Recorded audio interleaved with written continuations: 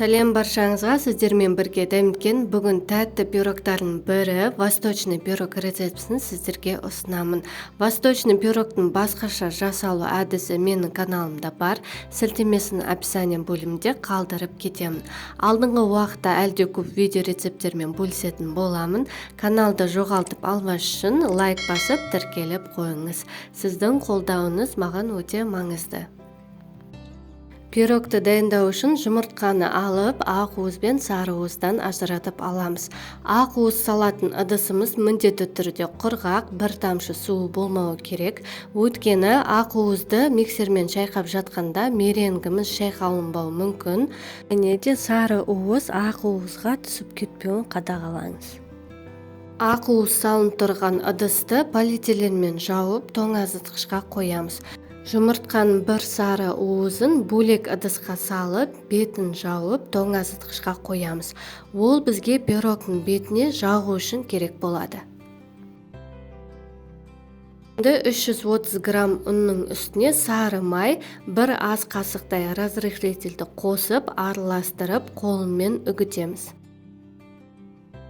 Ұнның ортасын ашып, 35 грамм бөлме температурасындағы су, 50 грамм қант, жұмыртқаның 2 сары уызын саламыз, үстіне 60 грамм қаймақты салып, шымшыт тұз себеміз, жақсылап лопатканың көмегімен араластырып, қолмен қамыр елейміз. Бетіне салфанмен жауып, тоңазытқышқа 15 минутқа қоямыз.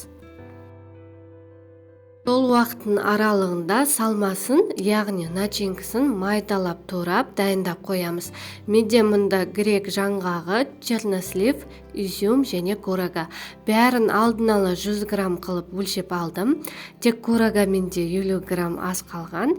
Кураганы 100 граммдай сала берсеңіз болады. Қамырды тоңазытқыштан алып, видеодағыдай шамалы бөлігін бір шетке алып қоямыз.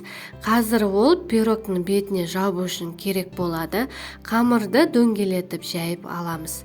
Менің форманың диаметрі 24 см. Астыға салатын қамырымыз жұқа болмауы керек. Қамырды қалыңдау етіп жаямыз. Екінші қамырды жайып дайындап қоямыз. Қамырды дөңгелетіп жайып болғаннан кейін форманың ішіне салып дайындап қоямыз. Қолымызбен қамырды соза отырып, бортиктерін істеп аламыз. Изюм, чернослив, курага, грек жаңғағын бір ыдысқа салып, үстіне 2 ас қасық варенье саламыз. Вареньенің орнына сгущенка немесе бал салуға болады. Осының бәрін жақсылап араластырып аламыз. Араластырып болған соң форманың үстіне тегістеп саламыз. Тоңазытқыштан ақ уызды алып, шымшыт тұзды салып, миксермен шайқаймыз. Көпіршіктене бастағанда қантты 2-3 бөліп салып, миксермен 5 минуттай шайқаймыз. Масымыз көлемінде ұлғайып, ағарып шыға келеді. Дұрыс шайқалған меренгі осылай ыдысты төңкергенде ақпай түсіп кетпеуі керек. Өзінің формасын ұстап тұрады. Енді формаға меренгіні тегістеп жағып шығамыз.